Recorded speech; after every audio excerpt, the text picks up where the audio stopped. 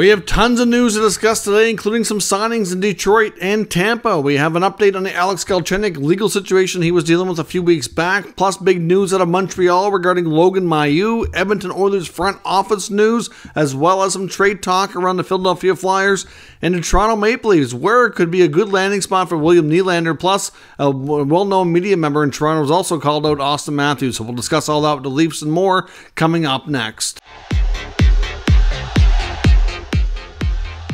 So welcome back to another video here at Top Shelf Hockey. We have a ton of stuff to cover here today. Let's first get started with some of the signings that we heard. Of course, the big news that came early today was the Lightning agreeing to terms on an 8-year contract extension with Brandon Hagel.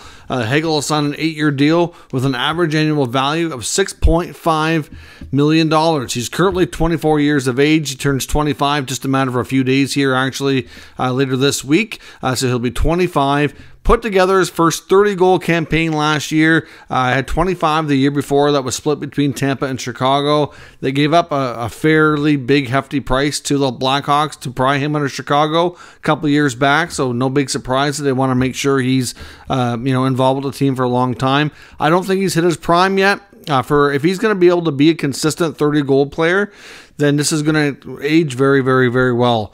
Some might see it as an overpayment now. I don't know. I think he's getting to the point where he's not quite in his prime. And I think with the cap going up and his play continuing to mature and get better, I think this could age very well. I honestly think that he can be a top-line player, solid top-6 guy, contribute 30 goals, 30, 40 assists. I think he's an underrated playmaker as well.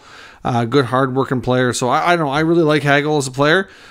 He's actually a player who could have been had by Montreal. Actually, he went to Montreal's rookie and development camps and was a UFA and had an opportunity to sign in Montreal, and they chose not to. They ended up signing Teasdale instead, and Hagel ended up going to the Blackhawks later on, and of course it was traded to Tampa. A little bit of a late bloomer, but sometimes these late blooming players have turned out to be great long-time NHL players. So Brandon Hagel has got himself a long-term lucrative deal in Tampa. We finally got a contract for Joe Veleno in Detroit that was just announced a short time ago. The Red Wings and Veleno agreed to a 1-year deal at $825,000. So with a deal like that, makes you wonder why it took so long. I'm assuming Veleno and his camp are likely pushing for maybe a little bit more, but at the end of the day, that's where they settle and come to terms here. We got, like I said, big news out of Montreal today. Started with the first report I seen was from Renaud Lavoie of TVA Sports, reporting that Logan Mailloux has been given a green light by Gary Bettman's office in the NHL to be able to play in the NHL when Montreal feels he's ready and fit to do so. We know, of course, Logan Mailloux was a very controversial draft pick a few years back that Marc Bergevin, when he was still the GM of the Habs, and Trevor Timmins, of course, is head guy who ran the draft with them, picked Mailloux late in the first round. And many people were kind of appalled by it and thought that Mailloux was going to go undrafted. A lot of teams had him on the do not draft list, mainly because, or at least for the first round at the very least, mainly because of the situation he was dealt with. Of course, he had faced accusations of what they referred to, I guess, as inappropriate photo or video that he shared of a girl that he had an encounter with, I guess, when he was playing over in Europe during the pandemic. I don't really remember the full exact details, but I think he was in Sweden, I do believe it was. Anyways, it was a very crude act, and he certainly has, faced charges, and I've been very critical of Mailloux. I know with this decision, the thing that would make it go over a whole heck of a lot better, I think, and I'm not really overly confident we're going to get it, but I'd like to see either the Montreal Canadiens or the NHL, or a combination of both, publicly come out and say, we've made this decision, here's what he's done, here's why we feel it's okay, and to kind of show their side of the story and to show what this young man has gone through to prove, I guess, to them that he should be given opportunity to resume his professional hockey career.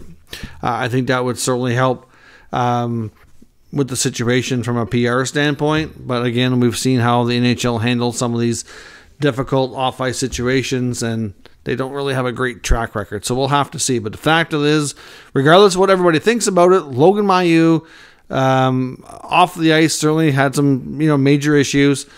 On the ice has been a real good player, good defenseman, a real high-level player, and will be able to play professional hockey with Montreal, whether it be in the NHL or in their minor league affiliate. So expect that to happen in the near future. We'll see where things go from there. I just hope we get more clarity on the situation from the league. But like I said, I'm not holding my breath. Now, we also get updates today on the Alex Galchenyuk situation. Of course, we know that he had signed a one-year deal with the Coyotes, and then, of course, had his contract terminated not long after having a situation with local police. And, that was a pretty bad situation. We've talked about it on a number of occasions. Now, I guess what's happened here, he was able to get himself a little bit of a deal, get himself a plea bargain, if you will, where he pled guilty to one of the charges, which is going to be registered as a misdemeanor. The other 5 charges have been dropped. And because of that, he is supposed to do 30 days in jail. Now, he can, apparently, according to this report, he can suspend 27 days of the 30 by completing an alcohol recovery program and being 12 months clean and sober. So basically, if he goes to rehab, completes that, which are typically 90 days, and then he can show that he's got 12 months clean and sober, then 27 of those days will be dropped. So we'll see what happens with Alex Galchenyuk, but certainly, pretty favorable deal that he's been cut there by local authorities. Hopefully he can see what kind of a break this is, get himself clean, and hopefully stay that way. News out of Edmonton tonight as well. Of course, we know the new CEO there, Jeff Jackson, has been making changes. Even though I don't think the Oilers have officially announced it. We were talking a few days ago how there was reports that Steve Staios had left the organization. And of course, like I said, it wasn't long ago that Staios was considered to be a real high-level candidate to replace Ken Holland. I mean, Ken Holland is nearing the end of his contract with the Oilers, and speculation is he's very likely going to retire. Wouldn't be shocked if he stays on as a consultant or something to that effect in Edmonton. I don't know. He's been in the game so long. He may have a hard time just totally walking away and retiring, which is understandable. A lot of guys have that issue. So could he stay on as a consultant or something? Maybe. That wouldn't be a huge shock or surprise. But at the end of the day, it's expected that in the next year that the Oilers could have a new GM because of that. So because of that, Steve Staios was a real high-level candidate in that organization. Of course, he had not long ago had gone back to Edmonton after completing and wrapping up everything with the Hamilton Bulldogs after last year's Memorial Cup when he led his team to an OHL championship and unfortunately didn't win the Memorial Cup, but certainly it's quite something just to even make it to that tournament. Lots of speculation now that Staios will end up in Ottawa, but like I said, I don't think that the Oilers have officially made that public, but I've heard it from enough sources that I expect it to be true. But this one they did announce, and that's a longtime director of amateur scouting, Tyler Wright, has been let go by the organization. That was a bit of a surprise. But again, like you said, with the new CEO and Jeff Jackson being named there recently, and Paul Coffey taking a much more prominent role in the organization, it's not shocking that we're seeing some changes. But Wright was there a long time. Now, apparently he's been replaced with Rick Pracey, who's got 20 years of scouting experience between his time with the Avalanche and the Flyers. Not a person I'm overly familiar with. I've heard the name before, but yeah, he's been a scout or some sort of within the NHL and the scouting world for about 20 years. So we'll see. Obviously, he must have some connection there to Jackson, but the changes in the Oilers front office continue with the new CEO in place. A couple of names I want to take a look at here as well in the trades front. The Athletic has been talking a bit about some of their articles lately, how they have a new trade bait board on their site, and essentially I want to look at the Flyers, and they have their writers feel that Travis Konechny is a very strong candidate to be moved this coming season. You could probably throw Carter Hart in that conversation as well, but like I said before, I don't think anybody from that 2018 World Junior team is going to be traded until we get the announcement of who's in the clear, who's facing what. We don't know. I'm surprised we don't know anything yet. I'm shocked, to be honest. I really thought within the last month we would have heard something. But again, we wait.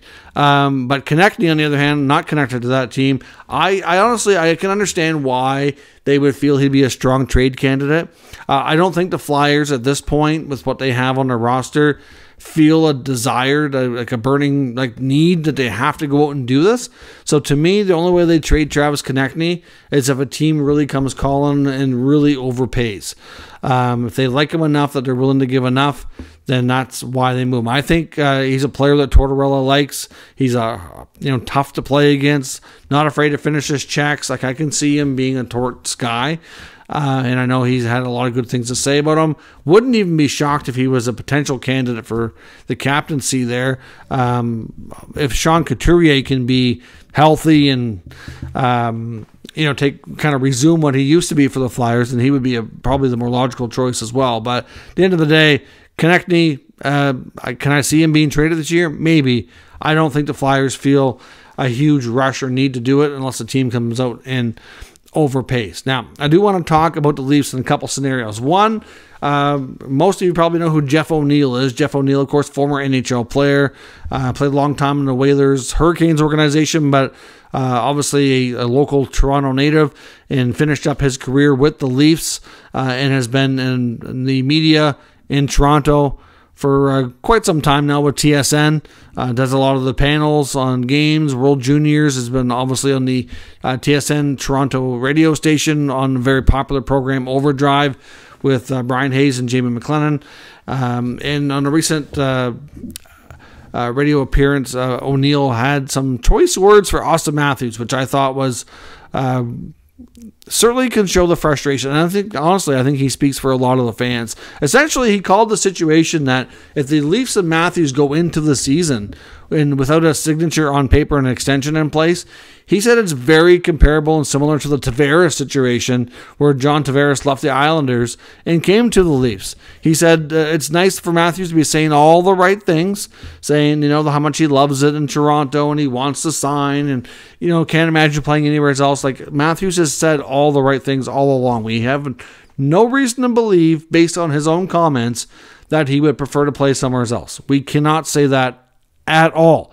However, it is justified, I think, by the fans to feel a certain level of frustration that there's no deal in place as of yet, and the fact that a lot of these players in Toronto don't want to seem to give the big commitment, which is like the 8-year contract. So ultimately, like O'Neill was saying, he said Matthews is saying all the right things, but then again, he said Tavares did the same thing, went into the season, and then a lot of his comments throughout the years, like, oh, this is a business, I'm letting my agent take care of it. Then the comments, the rhetoric tends to change a little bit, and then it just becomes a distraction, and it's just kind of, if he did want to test free agency next offseason, it's well within his right. He's earned it, but I can understand why the team or the fans would be frustrated if he wanted to do so. But what O'Neill went on to say was that it reminded him of that situation, and he's like, why is it everywhere else around the league you hear all these players committing 8-year deal, 8-year deal, 8-year deal, all these top-line players? You saw McDavid and Draisaitl do it. You've seen McKinnon do it in Colorado. Obviously you've got Sebastian Aho just did it in Carolina. Why is it the Leaf guys won't do it? You keep hearing Matthews wants a 3-year deal, maybe a 4 at most. Nylander might not want 8 years. Marner probably won't want it. Like, it just seems like they're more all about the money than they are about, locking up for a good, healthy sum of money, but yet giving the team the best chance to win and really showing their commitment to the franchise and to the city to try to win a Stanley Cup. And I've heard that a lot, and he's not the first one. I've heard Brian Hayes have rants of the exact same nature earlier in the offseason, saying he was very frustrated with guys like Matthews and the rest of them, saying, why is it that you hear these 8-year deals and these big commitments from players to their teams all around the league? You look around, a lot of the big contracts signed the entire offseason, and even into last year when guys were extending early, it was 8 years, 8 years, 8 years, but yet you don't get that with the Leafs. You just don't. At least not with your top forwards. Like, why? It's frustrating. It seems like they're setting themselves up to make the most money possible, which is not a terrible thing. But at the same time, you have to allow the team to have the chance to win. Like, winning should be your top priority. winning trumps everything, especially in a city like Toronto. These guys have opportunities to make tons of extra money in endorsements like you wouldn't in most other cities. Like you should be able, in theory, to give a little bit of a break to the team because you know you're going to make up for it and more by being in Toronto, being a big name, and getting all these extra endorsements and commercials and everything else. But it just that's not the way it goes. And I've said before, I have my doubts that this team and these core guys, that their biggest concern is their pocketbooks, not winning. And that's just how I feel about it. But it's just curious to hear a well-known media member and a former player at that come out and say what a lot of the fans are thinking. And, you got to wonder if, that's a lot of the fans, I think, are well in line and thinking with what Jeff O'Neill's had to say here. When it comes to William Nylander, I was listening to NHL Network today, and I heard Mike Rupp on there, of course, a well-respected NHL analyst, kind of considered an NHL insider, of course, a longtime former player, has a lot of inside information. And what he was saying on William Nylander wasn't so much inside information. To a degree it was, and a degree it wasn't.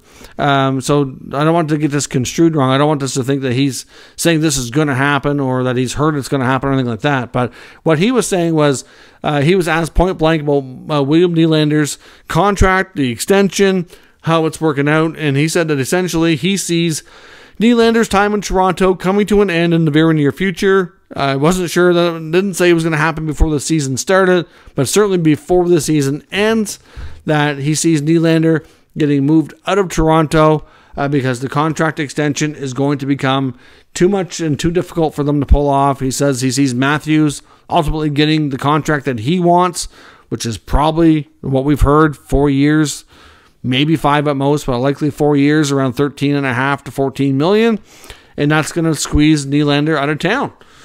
And that's kind of what Rupp was saying about it. And he was saying that, to be honest, he thinks if the Leafs have to move Nylander, that the perfect landing spot, in his opinion, and I do agree that it makes a lot of sense, is the Anaheim Ducks. He's like, the Anaheim Ducks have been accumulating a lot of really good young talent out there. They've got guys like Zegras, and then Troy Terry, who just signed long-term, and Mason McTavish, and Leo Carlson. They got some young, interesting defensemen on the rise. They added some veterans recently with guys like Alex Killorn, Ryan Strome. You throw William Nylander in that top six and that top line, let him be a play driver, he could continue to be a 40-plus goal guy, 90-point player for sure.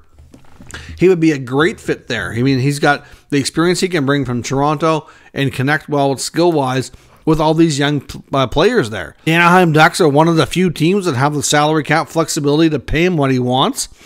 So that would go well for getting a contract done for him. They also have a ton of young players and draft capital that they could interest Toronto in to make it work. I mean, Toronto has not really picked highly in the draft in a long time since they were getting Matthews, Marner, Nylander. Really, ever since those guys came in, the team got a lot better, and they obviously stopped picking so high because they were doing more successful seasons and finishing higher in the standings.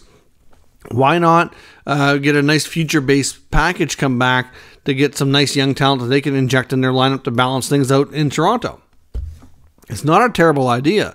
So, the Anaheim Ducks are, to me, one of the few teams that do make a lot of sense. I also see, when it comes to Nylander, I would throw in, I don't know, I have this gut feeling about the Calgary Flames. That's just a long-term place where I see him, but maybe that's just because that's the fact that he was born in Calgary, and of course, his dad played there, and there's a connection, and I think that he would be quite agreeable to that. But that's just my personal opinion. I don't know. We'll see. But could Anaheim be a player for Nylander? And is Mike Rupp onto something that Nylander's time in Toronto is nearing an end?